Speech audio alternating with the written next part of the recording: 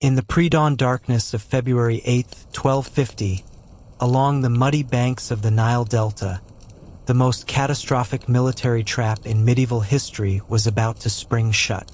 King Louis VII of France, called Saint Louis by his contemporaries, stood at the edge of what he believed would be his moment of triumph.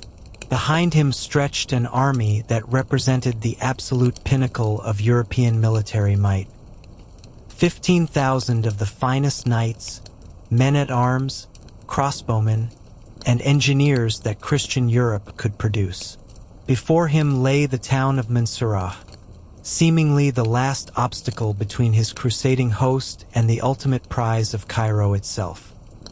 Louis could not have known that every step of his campaign, every tactical decision, every strategic movement had been anticipated, analyzed, and countered by an enemy whose sophistication in the art of war exceeded anything European military science had yet encountered. The man orchestrating this elaborate deception was Baibars al-Bunduktari, a former slave whose journey from the auction blocks of Damascus to the supreme command of the most elite fighting force in the Islamic world represented one of the most extraordinary military careers in human history. But before our journey begins, please take a moment to like the video and subscribe. It's a simple way to support the channel. I am also always curious to know where in the world and at what time are you joining me tonight. So, I would really love to hear from you in the comments. Baibars was a Mamluk, literally meaning owned in Arabic, one of thousands of boys purchased from the steppes of Central Asia and the Caucasus Mountains, then subjected to the most intensive and systematic military training program the medieval world had ever devised. But on this February morning, as he watched the flower of French chivalry advance unknowingly into his carefully prepared killing ground, Baibars embodied something that European military theory could not even comprehend: the transformation of warfare from a collection of individual heroics into a systematic science. The trap that was about to claim the life of a king and destroy the military power of the most sophisticated kingdom in Europe had been 2 years in the making. It represented not just tactical brilliance, but a fundamental revolution in military thinking that would reshape the balance of power between Christian Europe and the Islamic world for centuries to come. What was about to unfold at Mansurah was not simply a battle, but the violent collision between two entirely different concepts of what warfare itself meant.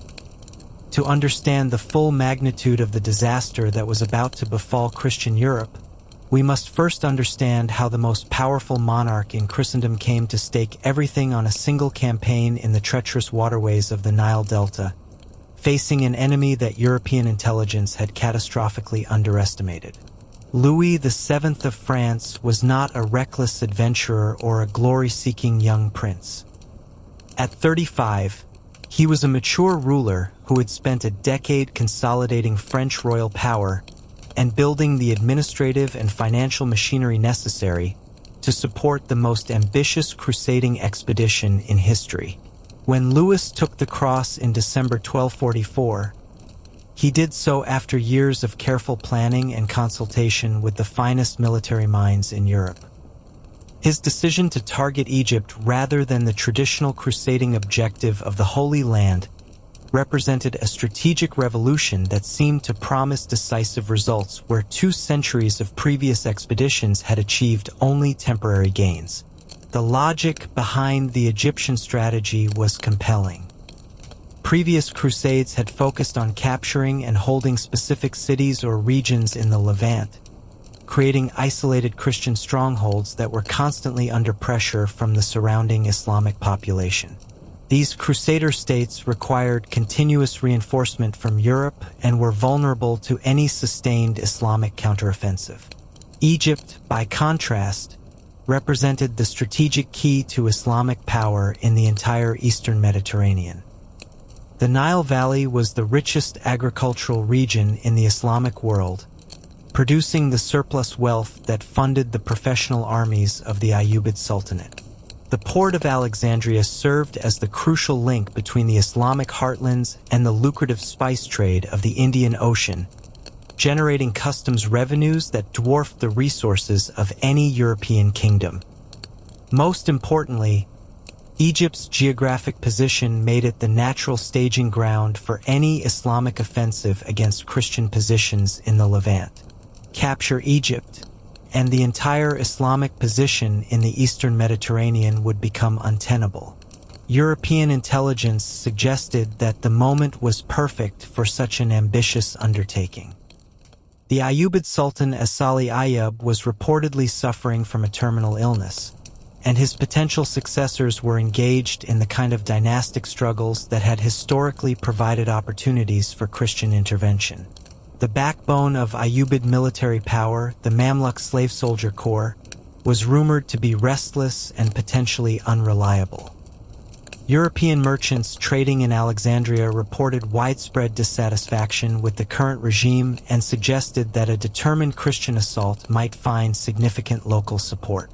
This intelligence was not entirely wrong, but it was catastrophically incomplete. What European observers failed to understand was that the apparent weakness of the Ayyubid regime was actually facilitating the rise of a new form of military organization that would prove far more dangerous to Christian interests than traditional Islamic armies had ever been. The Mamluk system represented one of the most remarkable military innovations in human history. Unlike European knights, who inherited their military role along with their social status, or traditional Muslim warriors, who fought as part of tribal or ethnic groups, the Mamluks had been systematically stripped of all previous identities and rebuilt as pure instruments of warfare. The process began with boys, typically between 8 and 12 years old, purchased from slave markets throughout Central Asia and the Caucasus. These children were selected according to rigorous physical and intellectual criteria. Mamluk recruiters looked for boys who demonstrated not just physical strength and coordination, but intelligence, emotional stability, and the capacity for absolute loyalty to their new masters. The boys who passed this initial screening were transported to training compounds in Damascus, Cairo, and other major Islamic cities, where they would spend the next decade of their lives being transformed into something that had never existed before in military history: scientifically trained professional soldiers. The Mamluk training regimen was total. The boys were housed in barracks cut off from all contact with the outside world. They were forbidden to speak their native languages, required to convert to Islam, and given new Arabic names that severed their connection to their previous identities. Every aspect of their daily routine was designed to create absolute loyalty to their military brotherhood and complete mastery of the arts of war. The curriculum was comprehensive in ways that would not be matched in European military education for centuries. Young Mamluks learned horsemanship using techniques developed on the Central Asian steppes, archery methods that could place arrows with lethal precision at distances that European weapons could not match, and swordsmanship that emphasized efficiency over display. But their education extended far beyond individual combat skills. Mamluks studied mathematics, engineering, languages, geography, and most importantly, the systematic analysis of enemy tactics. They were required to memorize the tactical methods of every potential opponent, from European heavy cavalry to Nubian light infantry to Mongol horse archers. They studied the campaigns of Alexander the Great, analyzed the defensive strategies used in the siege of Constantinople, and developed tactical innovations specifically designed to counter the military methods of their most likely enemies. By the time a Mamluk completed his training and was formally manumitted, usually in his early 20s, he possessed an understanding of military science that was closer to a modern staff officer than a medieval warrior. More importantly, he was part of a military brotherhood that valued competence over birth, innovation over tradition, and systematic preparation over individual heroics. The Mamluk military system also represented a revolution in military organization. European armies were collections of semi-independent units held together by feudal obligations and personal loyalties. Command structures were based on social rank rather than military competence. Communication in battle was primitive, and tactical coordination beyond the initial charge was nearly impossible. The rigid social hierarchies that characterized European society made initiative from below extremely difficult and adaptation to unexpected circumstances slow and awkward. Mamluk military organization, by contrast, was based on pure military efficiency. Officers were promoted based on demonstrated competence rather than social origin. The command structure was designed to facilitate rapid communication and tactical flexibility. Most importantly, Mamluk tactical doctrine emphasized combined arms operations that integrated heavy cavalry, light cavalry, infantry, archers, and engineers in flexible formations that could adapt quickly to changing battlefield conditions. These organizational innovations were supported by technological advantages that European military science had not yet recognized. Mamluk composite bows, constructed using laminated horn, wood, and sinew, could penetrate European mail at ranges where Christian crossbows were ineffective. Mamluk cavalry tactics, developed from steppe warfare traditions, emphasized mobility and sustained missile fire rather than the single devastating charge that European tactics relied upon. Mamluk siege techniques incorporated innovations learned from their conflicts with the Mongols and represented the most advanced siegecraft in the world. Perhaps most importantly, the Mamluks had developed intelligence and counterintelligence capabilities that were generations ahead of European practice. Their systematic study of European military methods extended to detailed analysis of Christian tactical psychology. They understood that European military culture was built around concepts of personal honor, individual combat prowess, and decisive battle that could be systematically exploited by a more sophisticated enemy. When Sultan as-Salih Ayyub died in November 1249, just as Louis's expedition was establishing itself at Damietta, the apparent political crisis that European intelligence had predicted did indeed materialize. But rather than weakening Egyptian resistance, the Sultan's death actually facilitated the implementation of the most sophisticated defensive strategy in medieval military history. Effective power passed to Shajar al-Dur, the Sultan's widow, working in close cooperation with the senior Mamluk commanders, particularly Fakhr al-Din ibn as-Sheikh and the rising star Baibars al-Bunduktari.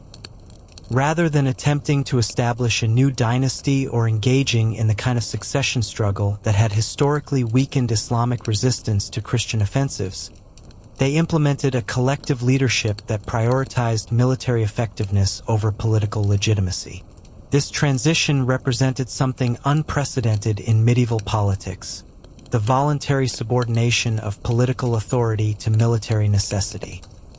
Shajar al-Dur, one of the most remarkable women in Islamic history, understood that the Christian threat required responses that traditional political structures could not provide. Working with the Mamluk commanders, she essentially transformed Egypt into a militarized state dedicated to the systematic destruction of the crusading threat. The strategy they developed exploited every advantage that the Egyptian position offered while systematically negating European military strengths. Rather than attempting to defend Egypt's borders or meet the Christian army in open battle, they would use the unique geography of the Nile Delta to create a tactical environment where European advantages would be meaningless while Mamluk capabilities would be maximized. The Nile Delta was a maze of waterways, irrigation canals, seasonal floodplains, and agricultural settlements that created natural obstacles to the kind of large-scale maneuver warfare that European tactics required. The region's complex hydrology meant that seemingly minor changes in water levels could make entire areas impassable, while local knowledge of alternative routes provided enormous advantages to defending forces. More importantly, the delta's geography could be modified to enhance its defensive potential. Mamluk engineers, trained in techniques learned from their conflicts with the Mongols, systematically altered water flows, destroyed bridges, and created artificial obstacles that would channel attacking forces into predetermined killing grounds. The result was a defensive system that used the entire region as a single massive fortification.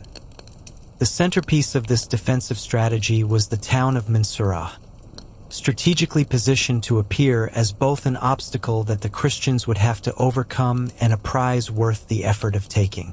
Mansurah controlled key crossing points over the waterways that separated any advancing Christian army from Cairo, making it seemingly essential to Louis's strategic objectives.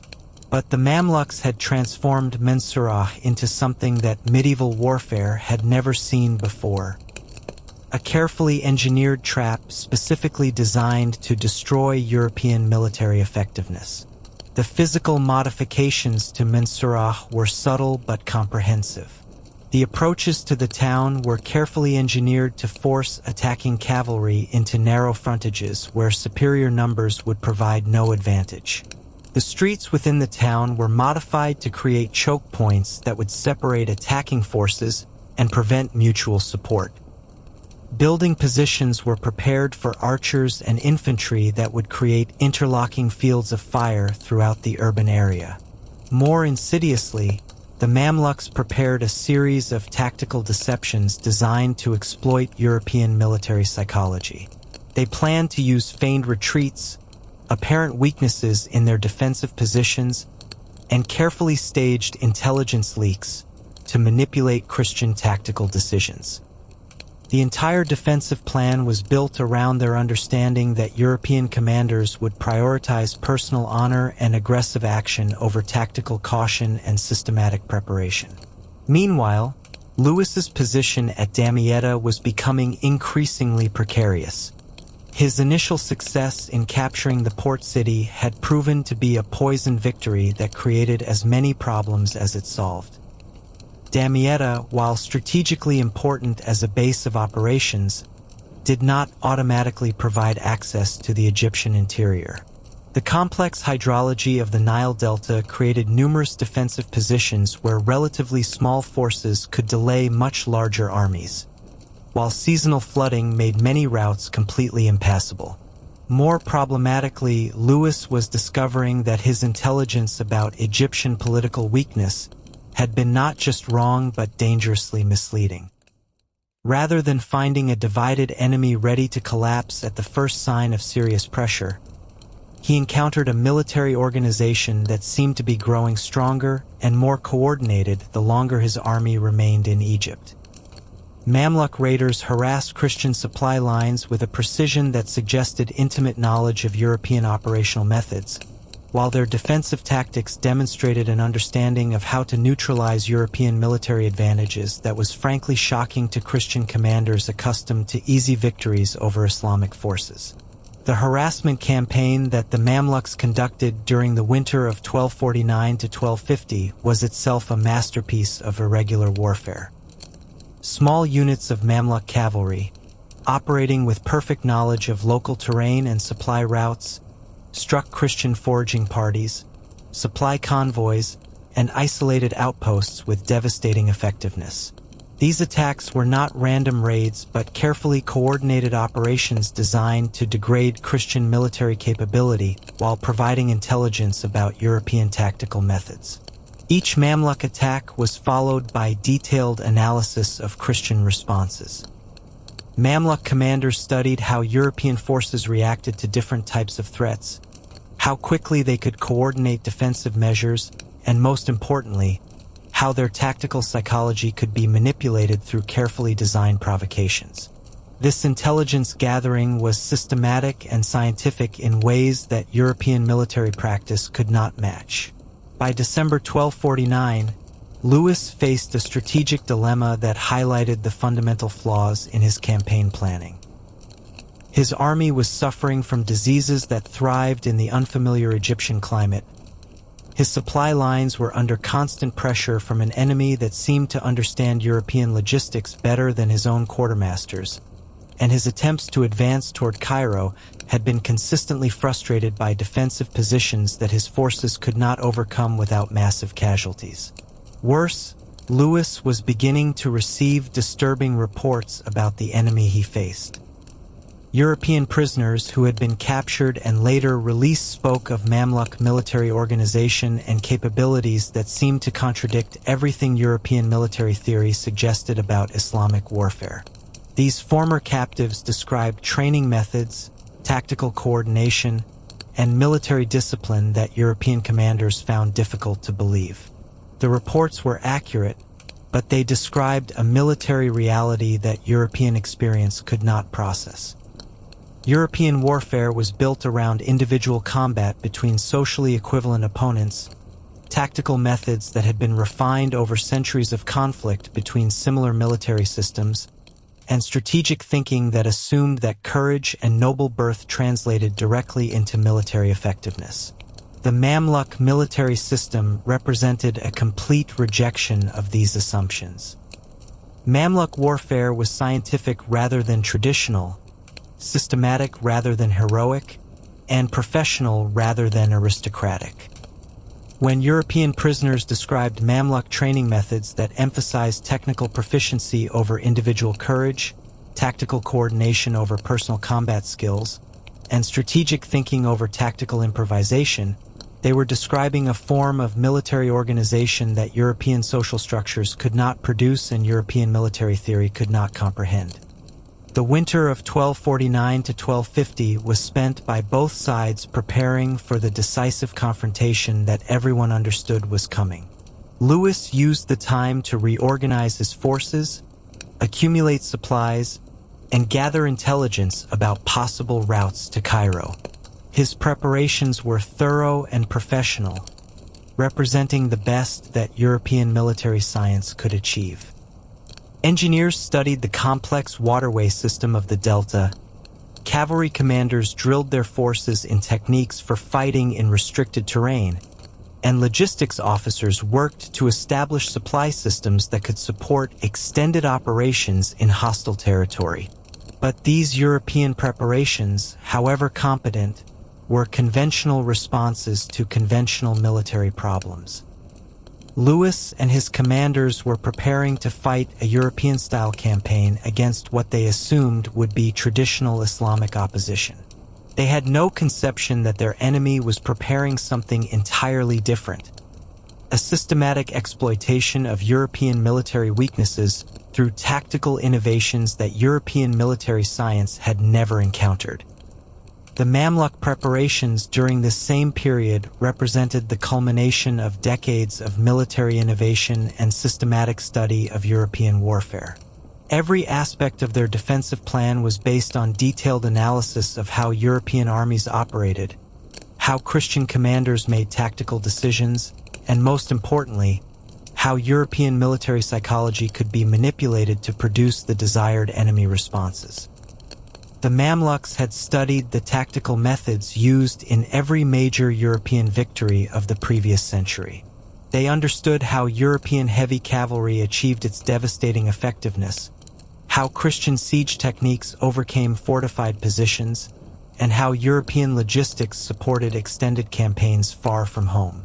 But they had also identified the weaknesses inherent in these methods and developed countermeasures specifically designed to neutralize European military advantages. The plan they developed for the defense of Egypt exploited European strengths in order to create European weaknesses.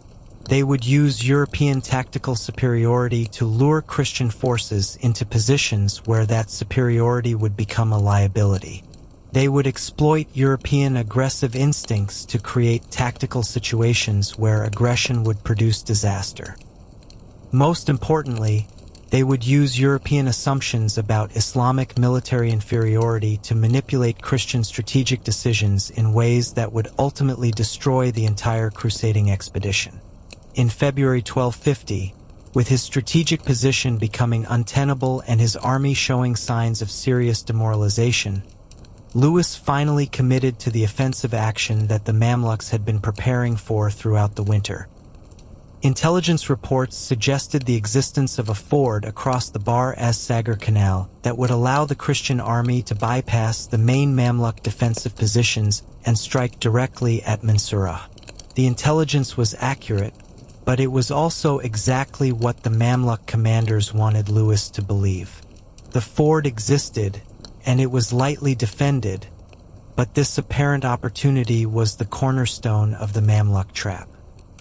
They wanted Louis to use that crossing point because it would place his army in exactly the position where their carefully prepared defensive plan would be most effective. The discovery of the ford was itself part of the deception, leaked to Christian intelligence through channels that the Mamluks had carefully cultivated. The Christian advance began before dawn on February 8, 1250, and initially appeared to vindicate every aspect of Louis's strategic planning. The ford was exactly where intelligence reports had indicated. The crossing was unopposed, and early reports from the advance guard suggested that Mamluk forces were retreating in apparent disorder. For the first time since landing at Damietta, Louis's army seemed to be achieving the kind of rapid advance that European tactical doctrine promised. The vanguard of the Christian army was led by Robert of Artois, Louis's younger brother and one of the finest knights in Europe. Robert commanded a force that represented the absolute elite of French military power. 300 heavily armored knights supported by men-at-arms, crossbowmen, and engineers who constituted the finest fighting force that European military science could produce. These were not inexperienced crusaders or provincial militias, but professional soldiers whose families had been perfecting the arts of war for generations. Robert's force crossed the ford without opposition and advanced toward Mansurah in perfect formation. The tactical coordination displayed by the French vanguard was flawless, representing centuries of refinement in European military methods. Heavy cavalry formed the spearhead, with infantry support positioned to exploit any breakthrough, while crossbowmen provided covering fire and engineers prepared to deal with any fortifications encountered. The apparent enemy retreat that Robert observed as he approached Mansurah seemed to confirm European assumptions about Islamic military psychology. The Mamluk forces appeared to be withdrawing in disorder, abandoning prepared positions without serious resistance, behaving exactly as European military theory predicted that barbarian armies would behave when confronted with disciplined European forces. What Robert could not know was that the retreat he was observing was the most sophisticated tactical deception in medieval military history. Every aspect of the apparent Mamluk withdrawal had been choreographed to produce specific responses from the advancing Christian forces. The routes of retreat had been carefully chosen to draw the Christian vanguard into predetermined positions. The timing of the withdrawal was designed to create a false sense of urgency that would override tactical caution, and the apparent disorder was calculated to trigger the aggressive instincts that European military culture prized above all other qualities. Robert of Artois, seeing what appeared to be a fleeing enemy and fearing that victory would escape if he delayed, made the decision that would destroy the Seventh Crusade. Against explicit orders from his brother, the king, to wait for the main body of the army before engaging in serious combat, Robert ordered an immediate pursuit of the retreating Mamluks. It was exactly the decision that Baibars al-Bunduktari had spent 2 years preparing for. The psychological pressure that led to Robert's fatal decision represented something that European military culture could not resist. The chivalric code that governed knightly behavior placed enormous emphasis on personal courage, aggressive action, and the seizure of military opportunity. A knight who allowed an enemy to escape when victory seemed within grasp would face social disgrace that could destroy his reputation and that of his entire family. The honor code that made European heavy cavalry so effective in conventional warfare became a fatal weakness when confronted with an enemy sophisticated enough to exploit it. Robert's cavalry charge into Mansurah was magnificent in its execution and devastating in its consequences. The French knights rode into the town in perfect formation, their lances leveled, their war cries echoing off the narrow buildings, their banners flying in the morning sun. For a few moments, It seemed as though European tactical superiority would achieve another of the crushing victories that had characterized 2 centuries of crusading warfare. Then the trap snapped shut with mechanical precision that shocked even veteran crusaders accustomed to the brutality of medieval combat. The retreating Mamluks had led Robert's cavalry directly into the killing ground that had been 2 years in preparation. The streets of Mansurah had been modified to create a series of interconnected ambush sites where narrow passages prevented maneuver, while positioned archers and infantry created overlapping fields of fire that turned every intersection into a slaughterhouse.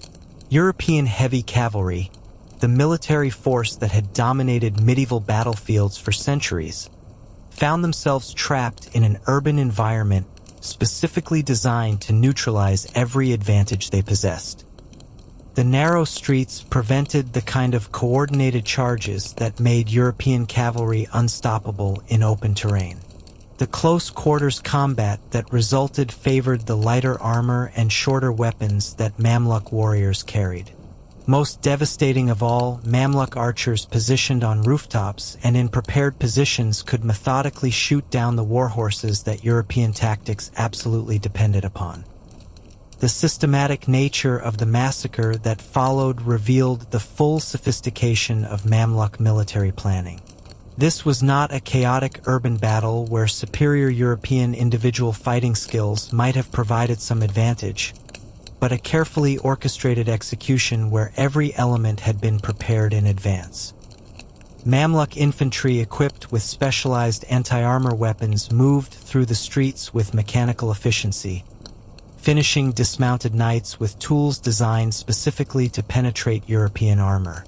Archers fired from concealed positions that had been prepared months in advance, using arrows designed to maximum effectiveness against European mail and plate.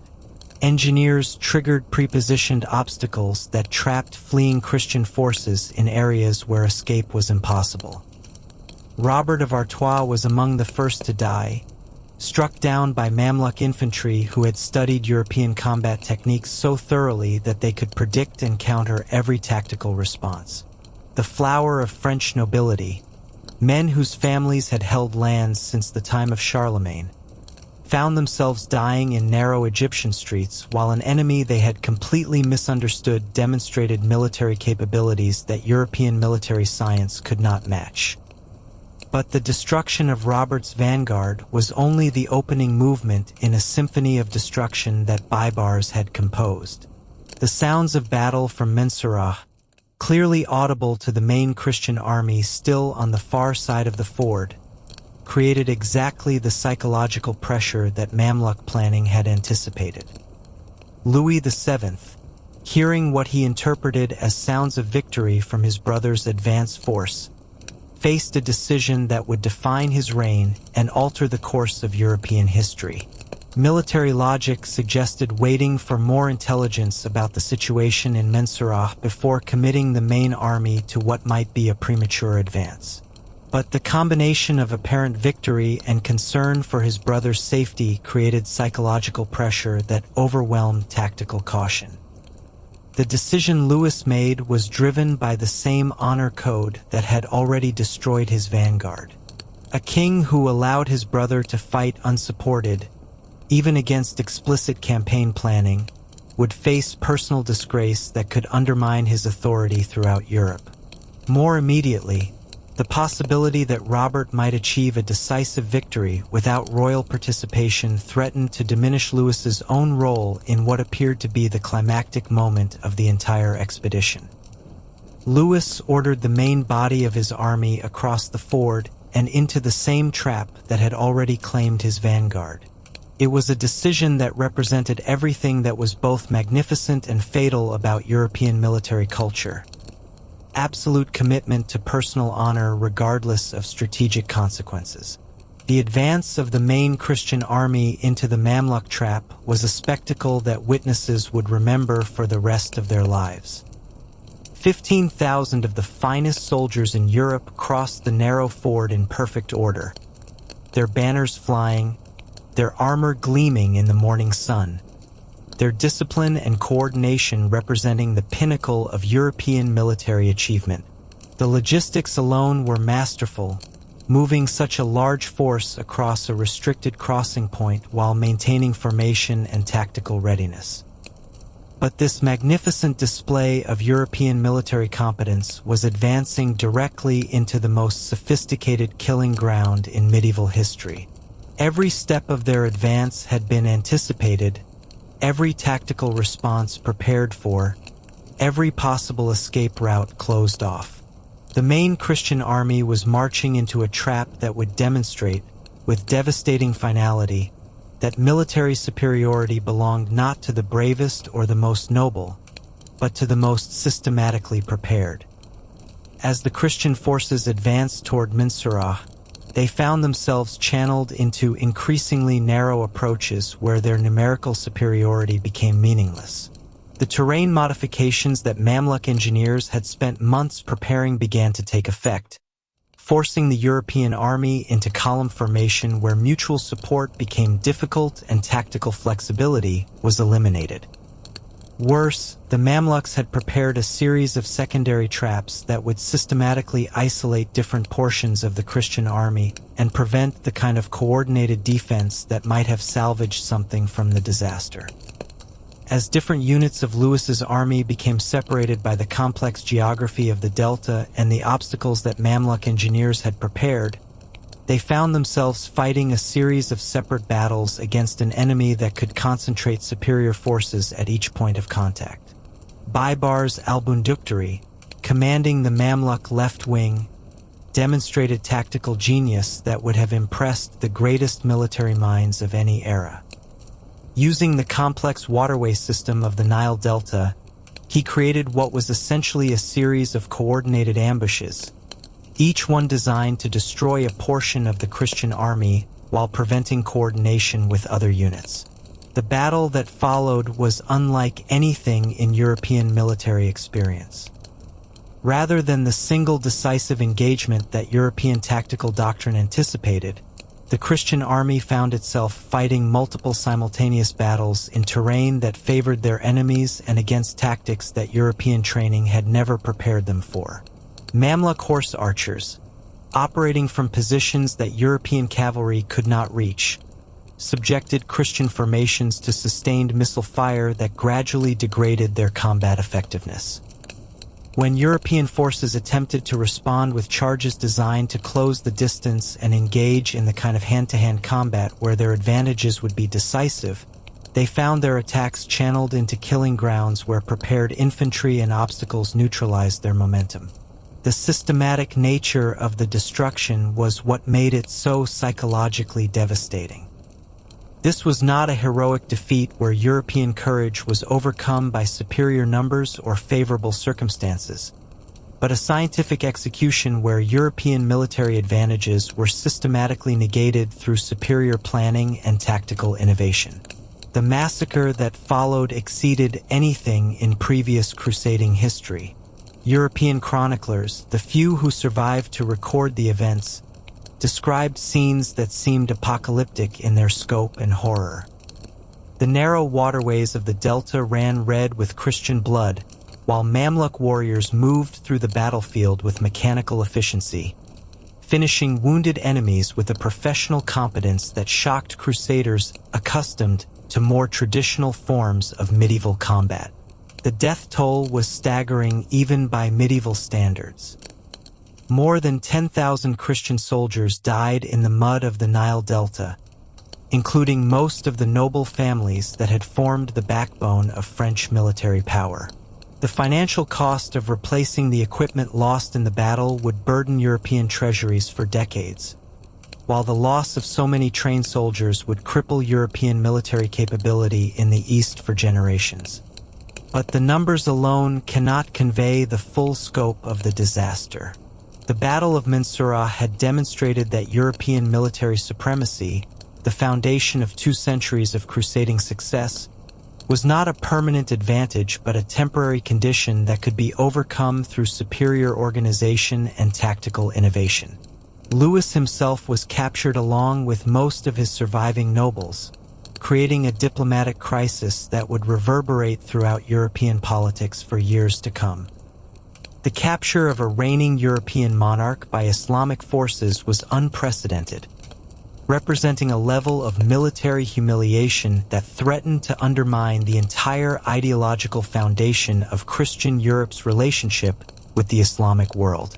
The ransom negotiations that followed revealed the full extent of Mamluk strategic sophistication. Rather than simply demanding gold in exchange for royal prisoners, the Mamluk leadership structured the ransom terms to ensure that Christian military presence in Egypt would be permanently eliminated and that future crusading expeditions would face systematic obstacles. The financial demands alone were crushing. The ransom required for Louis's release exceeded the annual revenues of the French kingdom, forcing liquidation of royal properties and church treasures throughout Europe. But the strategic concessions demanded by the Mamluks were even more significant. Louis was required to surrender Damietta, evacuate all Christian forces from Egyptian territory, and agree to diplomatic protocols that would give the Mamluks advance warning of any future crusading preparations. More insidiously, the Mamluks extracted agreements that effectively prohibited European naval operations in the approaches to Egypt while establishing trade relationships that would give Islamic forces economic leverage over European commercial interests in the Eastern Mediterranean.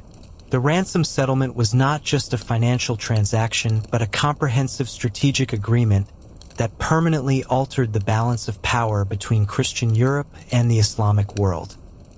The psychological impact of Mansurah resonated throughout both Christian and Islamic civilization. For Europe, the battle represented the shattering of assumptions about military and cultural superiority that had sustained 2 centuries of eastward expansion. The systematic nature of the defeat, the demonstration of Islamic military capabilities that exceeded European achievement, forced a fundamental reassessment of the relationship between Christian and Islamic civilization. For the Islamic world, Mansurah represented proof that European military power, however formidable, was not invincible. The victory provided tactical models that would be copied throughout the Muslim world while inspiring confidence that systematic preparation and military innovation could overcome even the most sophisticated Christian armies. The impact on the crusading movement was immediate and permanent. Pope Innocent IV attempts to organize relief expeditions to rescue Louis fell flat as European nobles, who had witnessed the destruction of the finest army Christendom could produce, became reluctant to commit their resources to what now appeared to be a hopeless cause. The financial costs of Louis's ransom had drained European treasuries, while the loss of so many noble families created political instabilities that would require generations to resolve. More fundamentally, Mansurah had shattered the ideological foundations that had sustained the crusading movement. Previous defeats could be explained as divine punishment for Christian sins or as temporary setbacks that would ultimately be reversed through greater faith and determination.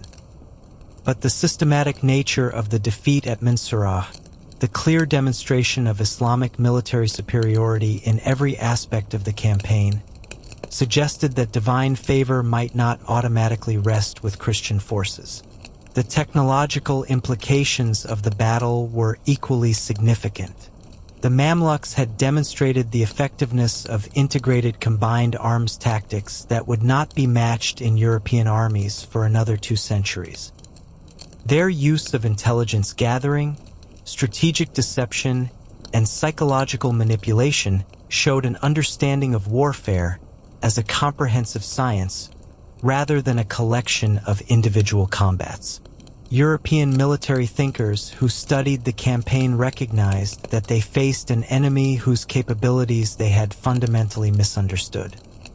The systematic nature of Mamluk military organization, the sophistication of their tactical innovations, and the professional competence of their officer corps represented advantages that were not temporary but structural. Attempts to copy Mamluk military methods foundered on the social and political structures that made European military innovation difficult. The feudal system that provided the foundation for European military organization was incompatible with the meritocratic principles that made Mamluk forces so effective. European attempts to develop professional military education encountered resistance from noble families whose status depended on the assumption that military leadership was a function of birth rather than training. The economic consequences extended far beyond the immediate costs of ransom and lost equipment. The destruction of Louis's expedition eliminated the Christian military presence that had protected European commercial interests throughout the eastern Mediterranean. Mamluk control of Egyptian trade routes gave them leverage over the spice trade that was crucial to European economic prosperity, while their enhanced naval capabilities threatened European commercial shipping throughout the region. The defeat also had profound consequences for European relations with other Eastern Christian powers. The catastrophic failure of Louis's expedition convinced many Byzantine and other Eastern Christian leaders that their future lay in accommodation with Islamic power rather than continued resistance. The political realignments that followed would ultimately contribute to the isolation of Constantinople and the eventual fall of the Byzantine Empire.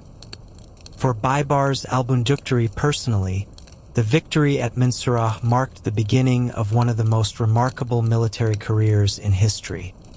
His systematic destruction of the finest European army would establish his reputation throughout the Islamic world and position him for the ultimate prize of the Mamluk Sultanate. Over the following decades, he would use the tactical innovations developed for the Mansurah campaign to systematically eliminate the remaining Crusader strongholds throughout the Levant. The broader transformation of Islamic military organization that Mansurah represented would influence warfare throughout the medieval world. The Mamluk example of systematic military education, professional officer training, and scientific tactical development would be studied and copied from Spain to Central Asia. The victory demonstrated that military superiority could be achieved through systematic preparation rather than cultural or religious advantages. The aftermath of Mansurah saw the beginning of the systematic elimination of Christian military presence throughout the eastern Mediterranean. The remaining Crusader strongholds, deprived of reinforcement and facing an enemy whose capabilities had been dramatically enhanced by their victory over Louis, began to fall in rapid succession. The methodical nature of the Mamluk advance suggested careful planning based on the lessons learned from the destruction of the Seventh Crusade. The fall of Antioch in 1268, Crac de Chevaliers in 1271, and finally Acre in 1291 marked the completion of the process that had begun at Mansurah. Each of these sieges demonstrated the application of the tactical innovations and strategic insights that had destroyed Louis's army, while the systematic nature of the Mamluk advance showed the effectiveness of professional military organization against the feudal military systems that characterized Christian resistance. The personal tragedy of Louis VII became emblematic of the broader European failure. The king who had confidently expected to conquer Egypt and eliminate Islamic power in the eastern Mediterranean found himself a prisoner whose ransom would bankrupt his kingdom and whose strategic objectives had been proven not just unachievable but based on fundamental misunderstandings of enemy capabilities. Louis's eventual return to France in 1254 was less a homecoming than a funeral for European ambitions in the East. The France he returned to was financially devastated, politically weakened, and psychologically scarred by the magnitude of the disaster. The consequences would influence French policy for generations, contributing to the shift in European strategic focus away from Eastern expansion toward internal consolidation and Atlantic exploration. The cultural impact of Mansurah extended far beyond immediate political and military consequences. European literature and chronicle writing struggled to explain how the flower of Christian chivalry could have been destroyed so completely by an army of former slaves. The accounts that emerged revealed the depth of European ignorance about Islamic civilization and the extent to which Christian confidence had been based on assumptions rather than realistic assessment of relative capabilities. Islamic cultural responses to the victory celebrated not just the defeat of a Christian army, but the vindication of systematic military science over aristocratic military traditions. The detailed accounts of Mamluk tactical methods that Islamic chroniclers produced became military textbooks that influenced Islamic warfare for centuries, while their analysis of European weaknesses informed strategic planning throughout the Muslim world. The transformation of the Mamluk Sultanate that followed Mansurah established them as the dominant military power in the Eastern Mediterranean for the next 3 centuries. Their systematic approach to military organization, their tactical innovations, and their professional competence made them nearly invincible in conventional warfare, while their control of Egyptian agricultural wealth and trade routes provided the resources necessary to maintain their military supremacy. The long-term implications of Mansurah extended far beyond the medieval period. The battle marked a crucial turning point in the relationship between European and Islamic civilization, the moment when European assumptions of inevitable military and cultural superiority gave way to a more realistic assessment of relative capabilities. While this did not end European-Islamic conflict, it did establish a more balanced relationship based on mutual recognition of strength rather than European expectations of easy victory. The tactical innovations that the Mamluks pioneered in their preparation for and execution of the Mansurah campaign would influence military development throughout Europe. The concepts of systematic military education, professional officer training, and scientific tactical development would eventually be adopted by European armies, though the social and political changes necessary to implement them effectively would require centuries to accomplish. The Battle of Mansurah stands as one of the decisive engagements in medieval history, the moment when European expansion eastward was definitively halted and the balance of military power in the Eastern Mediterranean shifted permanently toward the Islamic world. The systematic nature of the Christian defeat and the sophistication of the Islamic victory marked the end of one era in military history and the beginning of another. More than a military disaster, Mansurah represented the collision between 2 different conceptions of warfare and the decisive victory of systematic military science over traditional aristocratic combat. The former slaves who destroyed the flower of European chivalry had demonstrated that military effectiveness belonged to those who earned it through systematic study and professional preparation rather than those who claimed it through birth or religious faith. The ambush that ended the Crusades in Egypt was the culmination of a revolution in military thought and practice that would reshape warfare for centuries to come. In the mud of the Nile Delta, medieval Europe learned that its assumptions about military superiority were illusions, that the Islamic world possessed capabilities that Christian civilization could not match, and that the age of crusading expansion was over. The lesson was written in the blood of kings and nobles, and neither Europe nor the Islamic world would ever be quite the same again.